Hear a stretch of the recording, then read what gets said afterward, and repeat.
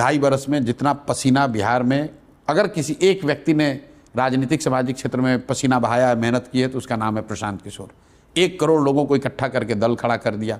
अब जब विकल्प खड़ा हो गया है तो दोनों जो दल जो जिनको राजनीतिक मुफ्तखोरी की बरसों से आदत लगी है कि उनको मालूम है कि हमने काम किया नहीं है, लेकिन अभी मोदी जी आएंगे, अभी नीतीश कुमार के पार्टी वाले जाएंगे और लालू का डर दिखाकर वोट मांगेंगे। अरे भैया हमको वोट नहीं दोगे तो जंगल राज आ जाएगा।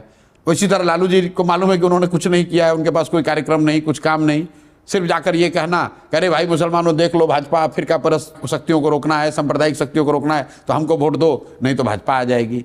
तो इन दोनों दलों को राजनीतिक मुफ्तखोरी का आदत लग गया है, काम न करना और सिर्फ दूसरे का भय दिखाकर वोट लेना। अब ये इसलिए घबराए हुए हैं कि जनता को अगर तीसरा कोई विकल्प मिल जाए, रास्ता दिख जाए, तो दोनों की लुटिया डूबने वाली है। और ऐसा मैं सिर्फ अति विश्वास में नहीं कह रहा हूं, ऑलरेडी 2020 में दिखा।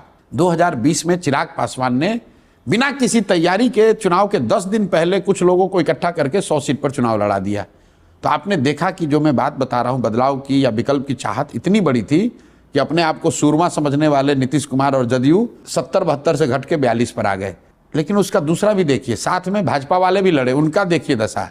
लोगों को लगता है कि सिर्फ जदयू की सीट कम हुई, ऐसी बात नहीं है। भाजपा का स्ट्राइक रेट भी 90 से घटकर 60 हो गया, क्योंकि जब पिछली बार नीतीश और भाजपा साथ में लड़े थे 2010 में, तो 101 सीट में भाजपा 91 सीट जीती थी।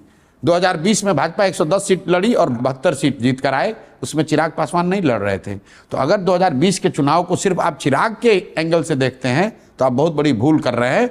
मैं 2020 का चुनाव देखता हूं कि जनता एनडीए से ऊब चली है, धीरे धीरे ऊब हो गई है, सुशासन का पोल खुल गया है, लेकिन उस समय वो तेजस्वी को भी, जंगल राज को भी वापस नहीं लाना चाहते हैं, तो इनको नीचे कर दिया, हटाया नहीं। इस बार जब जनसुराज का नया विकल्प उनको दिखेगा तो इन दोनों को, इनको तो हटाएगी और जंगल राज को वापस लाने का तो सवाल ही नहीं पैदा होता।